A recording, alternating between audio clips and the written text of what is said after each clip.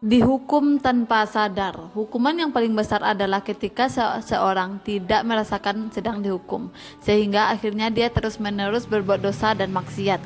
Akibat seseorang akan semakin tertipu dan jauh dari bertaubat kepada Allah Subhanahu wa taala. Dan di antara siksa yang tersembunyi dan banyak sekali orang yang tidak menyadari adalah dicabutnya kenikmatan ketika bermunajat, dicabutnya lezatnya beribadah kepada Allah Subhanahu wa taala. Ketika berzikir, seseorang tidak merasakan kenikmatan. Ketika salat, seseorang tidak merasakan kekhusyukan. Ketika membaca Al-Quran, tidak merasakan apa-apa di hati dan justru yang ada adalah ingin segera selesai. Tak mampu bangun di sepertiga malam, malas menuntut ilmu apalagi datang ke kajian. Di semua adalah sanksi yang Allah berikan kepada hamba akibat maksiatnya kepada Allah Subhanahu wa taala. Oleh karena itu, jika di dalam hati seorang muslim mulai terasa berat untuk melakukan ketaatan, maka sudah sepantasnya seorang muslim segera bertaubat dan memohon ampun kepada Allah Subhanahu wa taala.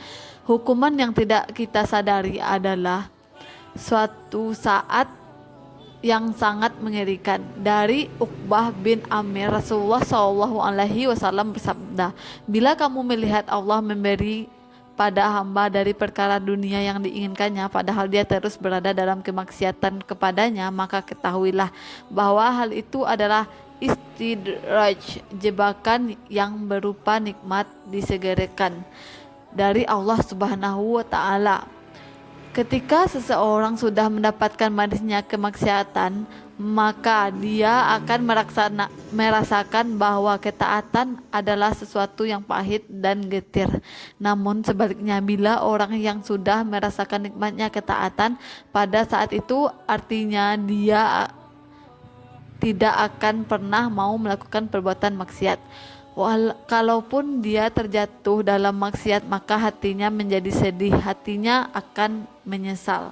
Maka tidaklah seseorang diuji dengan musibah yang lebih besar dari kerasnya hati dan jauh dari ketaatan kepada Allah.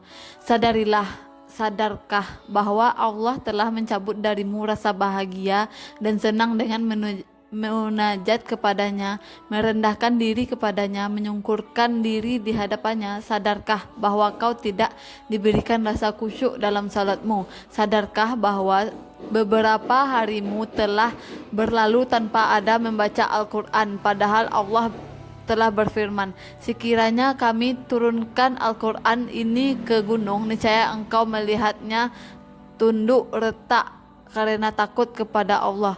Tapi dirimu pun tidak tersentuh dengan ayat-ayat Al-Quran, seakan dirimu tidak mendengarnya dan takut kepadanya.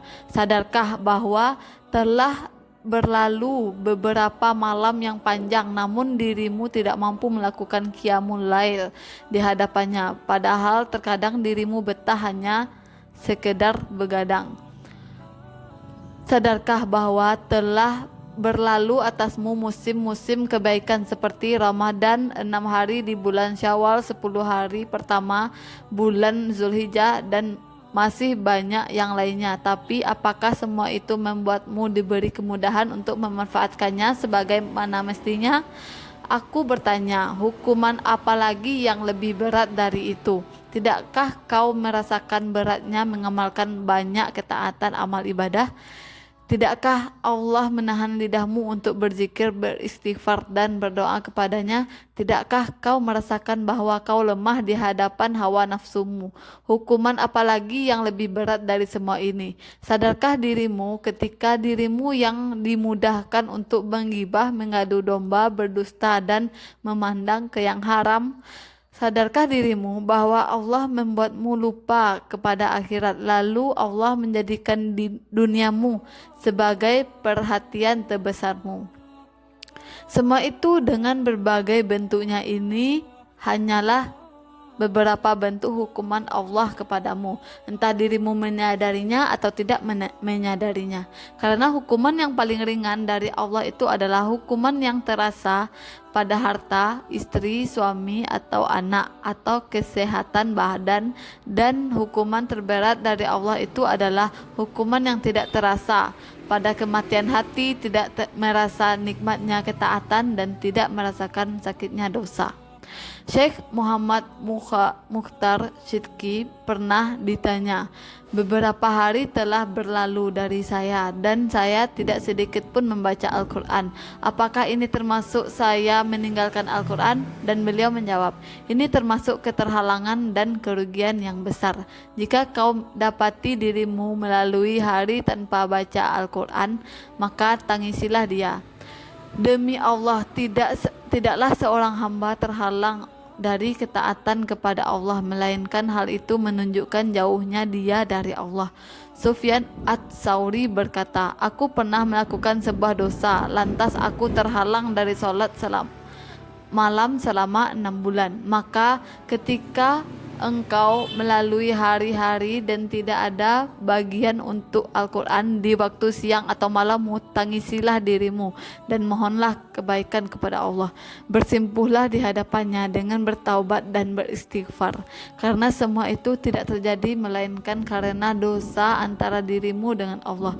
Hukuman terberat adalah ketika Allah menahan lisanmu tak bisa berzikir. Al-Imam Ibnul Qayyim rahimahullah.